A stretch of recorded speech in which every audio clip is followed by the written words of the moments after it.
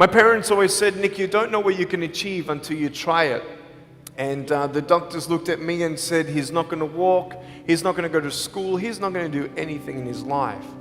And then my parents, they just loved me like crazy and said, you got to try. Try this, try that, try this, try that. And I'm thinking sometimes like, Mom and Dad, you're crazy, man. I have no arms, no legs. How would I ever be able to do this or do that? But they encouraged me and they loved me. And as human beings, we're waiting for stuff like that. We all want love. Everybody say love. Very good. We all want love. And I went to school and I wanted to be cool. You go to school and you want to be accepted, and so you see these guys and you're like, oh man, everyone swears like every third sentence, F this and F that and F and this and F. Like what? Like they think they're cool, And so I'm thinking, man, maybe I need to be like them to be cool. And then you compare each other with how we look, and I wish I was smarter, I wish I was taller, I wish I was shorter, I wish I was more popular, I wish I did this, I wish I didn't have that. I wish my life was different. That was me when I was about 8 years old. I looked at myself and I looked at everybody else, and everyone else had more than me. And I'm asking, why? Why me? Have you ever asked the why me questions, but get nowhere? If I had no answers from the doctors, and if I had no answers from my parents, I still have a choice every day in my life to keep going or give up. You see this book up here? This is my favorite book in the whole wide world. This is my favorite book, the Bible. And here I am.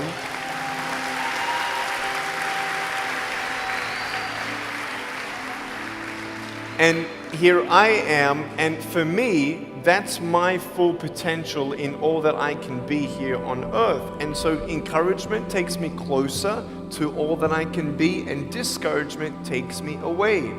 You see, it only takes 3 seconds for someone to tease me when I was at school and just say, you're ugly. You can't do this and you can't do that. And some of you thinking like, man, seriously? You had kids picking on you? Like, how heartless are those kids? Picking on me with no limbs? Like, you would probably say, well, I'm not that bad. I wouldn't pick on a kid with no limbs. But why would you pick on anyone? Well, because it's fun. It's just culture. Okay, we'll get to that. But for me facing all that stuff, I'm getting these seeds. Everybody say seeds. S-E-E-D-S, seeds. Have you seen the pictures of the sequoia reds up here in California?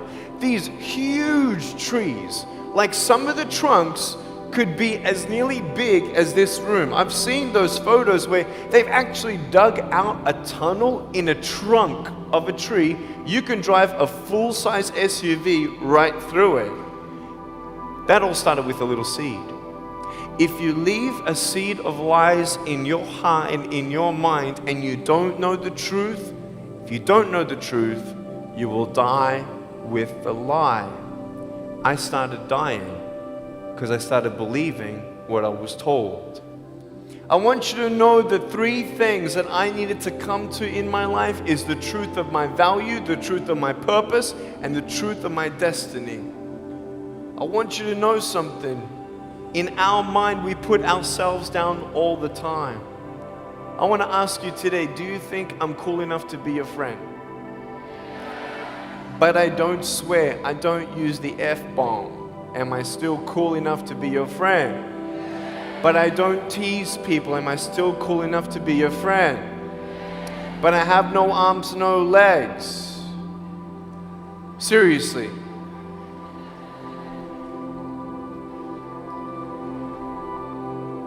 You would be my friend even though I have no arms, no legs. So you're telling me it actually doesn't matter, right? If it actually doesn't matter for how we look, then why do we tease each other for how we look if it actually doesn't matter? Why is it that we look ourselves in the mirror and we see us, well, we're having fun. Oh yeah, man, we're just part of culture, man. There were 12 people one day teased me, taking me away from my hope. 12, 11, 10, 9, 8, 7, 6, 5, 4, 3, 2, 1. Don't worry, I won't fall off, because if I did, I'll break my arm. But 12 people teased me one day, and I can put a pretty brave face on, but cry on the inside. For real. Oh, it doesn't hurt. Yeah, it hurts. There was this one bully. I became his target for 3 weeks. And every time I go by him, I was 13, he was 17. I was in my chair. I'm only 4'9" in my other chair, my old chair. He's like 6 something, so he's huge, right? So I'm looking up at him, and every time I go by him, he's like, hey, there's Nick, he has no... And you can imagine what he said. And I'm like, what's his problem, man?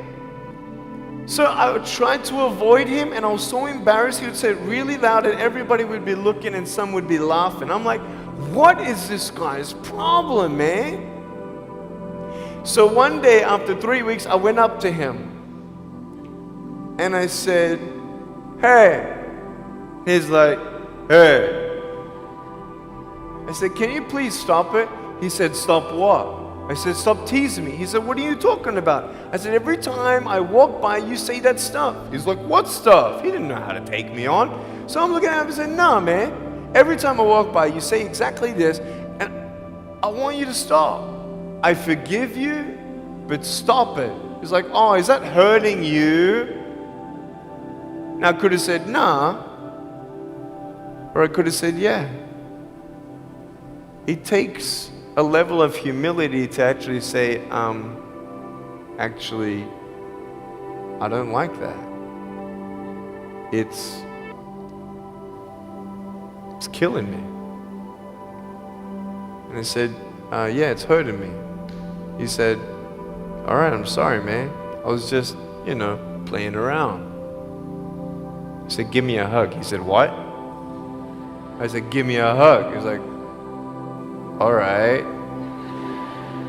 So I gave him a hug. I'm a hugging machine. We made the Guinness Book of World Records.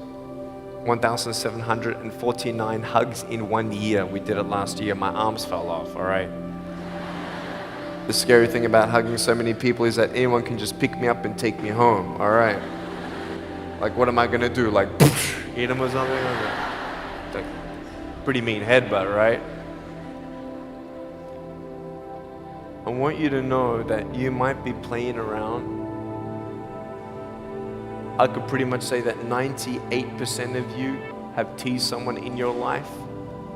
I tried to commit suicide because of people who thought they were having fun, not knowing the hell that I was going through. The people you're teasing, what if the person you're teasing is the person who's thinking of committing suicide? What if the person you're teasing is the one who's tried to commit suicide, who hates their life because of you? You don't know if the person you are teasing is the son or daughter of a drunk at home getting abused, and all they need is someone like you to keep on pushing them this way. We need hope. So find something else to do. Find positive things in your own life. I don't care about how you look. I will never, ever, ever tease you. I will never tease you. I could tease you. I could be tough. People thinking that bullying is tough. It ain't tough. My wheelchair, this is tough. This thing, man. I'll tell you something. Ready? This wheelchair. This thing's so tough. When my friend built this for me, he said, you're gonna love it. I said, what, does it go fast? He said, no, but it's tough. And I said, well, what do you mean? He said, you'll find out. The torque in these motors at the bottom, at the back, this thing, if someone's holding it, I'm telling you, it can go 90 degrees. I went 80 degrees up all right? Someone's holding me to make sure I don't tip back. My wife, she loves shopping with me because she just jumps on the back and we go shopping. Like, she just shops and shops because she doesn't drop, right? We just go and do it. It's fun. Now, what I tried one day to do, you'll never believe me, maybe you will, just know that every word that comes out of my mouth is not an exaggeration. One day, I needed to move a car. So I got my wife to put my car, my 66 Chevelle, in neutral. It's a 2.5 ton car. And I backed it back with this thing. Just like this, like nothing. This thing is tough. Guess what? The definition of tough means it's strong. To show your strength, you need to do something that's difficult. I would sound so stupid if I said, hey guys, I got a Matchbox car one day and I got some fishing line and I towed that Matchbox car all around all day. How tough is my BMW? That's stupid. That's the same thing with bullying. You think you're tough? You're trying to show your strength? That's not your strength. Let me come back in 10 years and let me get your anyone have a 3-year-old nephew? Anybody have a 3-year-old nephew? Cool, put your hands down. I will get any one of your 3-year-old nephews, bring them tomorrow night at where I'm speaking, and we're gonna put him up on stage and let me show you how tough I am. We'll get your 3-year-old nephew and we'll put him up here on the table and let me tease him. Let me show you how tough I am. That's what you are.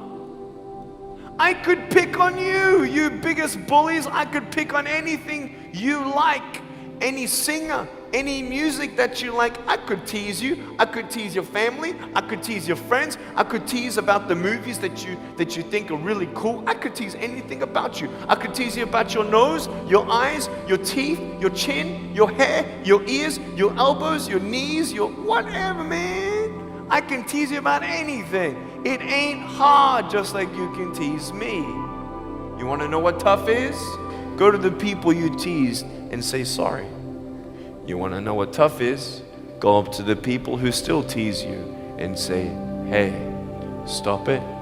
I forgive you, but please stop it.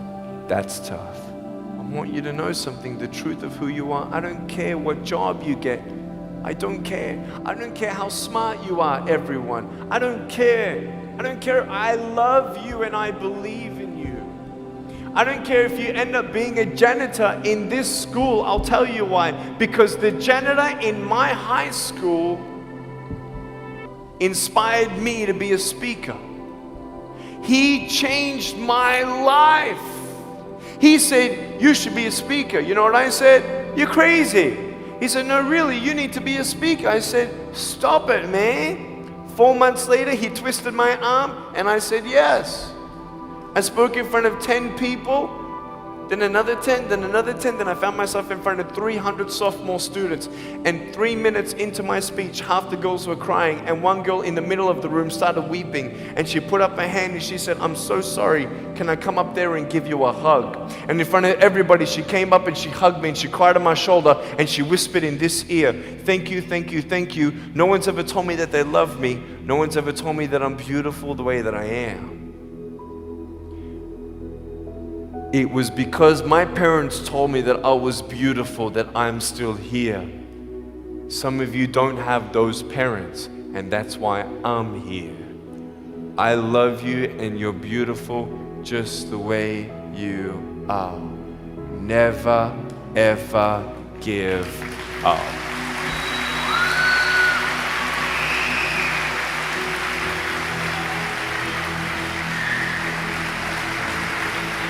How many schools do you think that I spoke to actually stopped bullying altogether? Okay. Whoever said 1, you were correct. 1 school out of 600, I got a letter from the headmaster, and he said, Nick, you forever changed our school, blah, blah, blah.